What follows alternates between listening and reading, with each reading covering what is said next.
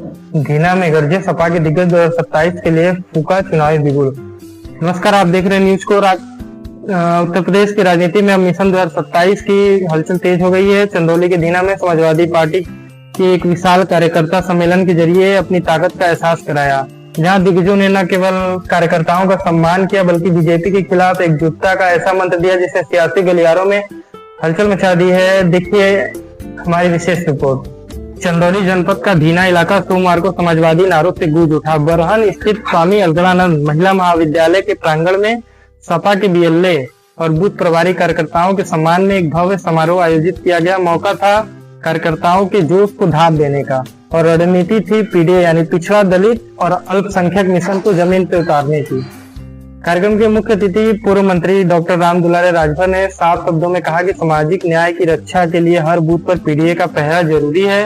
उन्होंने कार्यकर्ताओं को जीत का मंत्र देते हुए एसआईआर की प्रक्रिया में पूरी ताकत झोंकने का आह्वान किया और चंदौली से सांसद डॉक्टर वीरेंद्र सिंह ने कार्यकर्ताओं की पीठ थपथपाते हुए कहा कि पहले प्रहरी बनकर खड़ा होना होगा। उन्होंने सीधे तौर पर बीजेपी को निशाने पर लेते हुए कहा कि यह लड़ाई लोकतंत्र को बचाने की है और इसके लिए सभी समाजवादियों को मुट्ठी बंद करके एक साथ लड़ना होगा। वहीं चंदौली की राजनीति के चर्चित चेहरे और पूर्व विधायक मनोज सिंह डब्लू इस दौरान काफी भावुक नजर आए। उन्होंने साफ कहा कि उनका जीवन चंदौली की जनता के लिए समर्पित है और 2027 में सपा की सरकार बनाना एकमात्र लक्ष्य है।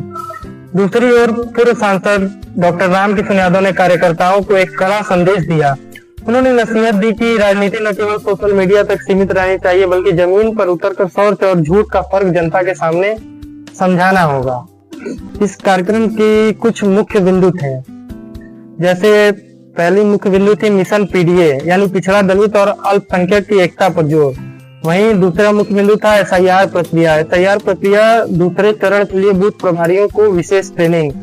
तीसरा था एकजुटता, आपसी मतभेद भुलाकर 2027 की तैयारी करना। से विधायक प्रभु नारायण यादव ने चुनाव में किसी भी धांधली को लेकर आगाह किया। यह साफ है कि समाजवादी पार्टी अब केवल बयानों तक सीमित नहीं है बल्कि बूथ स्तर पर अपने सिपाही तैयार कर रही है। धीना की यह हुंकार आगामी चुनाव में क्या रंग लाएगी यह तो केवल वक्त बताएगा, लेकिन इस सम्मान समारोह ने कार्यकर्ताओं में जोश भर दिया है। तो आज की खबर में बस इतना ही।